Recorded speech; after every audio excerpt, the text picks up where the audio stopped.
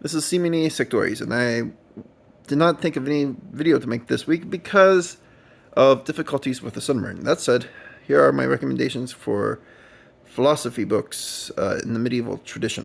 First, here we have Theodore Mitohite's book on morals or concerning education. It's pretty good. Dumbarton Oaks, I would recommend a lot of what they have. This is a Byzantine philosopher who talks about practical ethics. You might find him very impressive. Check him out, especially if you want to have some good guidance for life.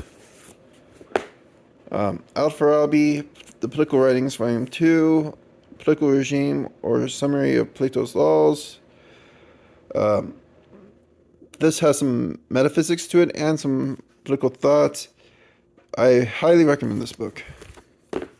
Al-Farabi again, honestly, anything from the ancient commentators on Aristotle are great, but Al-Farabi's syllogism, this is basically a abridgment of prior analytics, but I would recommend to take him with a grain of salt when it comes to induction because he confuses apagoge for epagoge.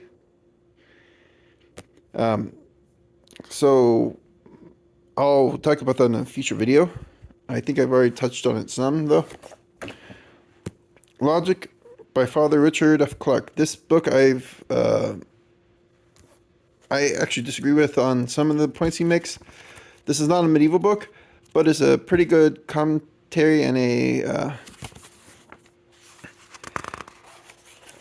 alright, this is hard to move with one hand, but it's also a really great beginner guide to logic and talks a little bit about the scholastic method from a Thomistic approach.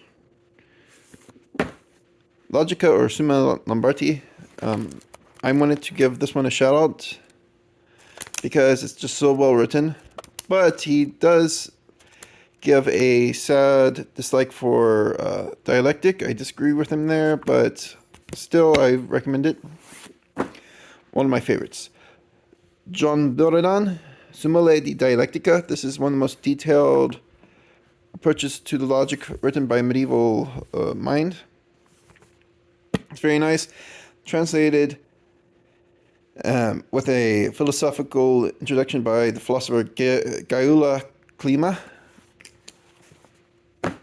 And of course, Thomas Aquinas, unabridged edition in a single volume, Summa Theologica. You can find it online, but it's just nice to have in your library to read.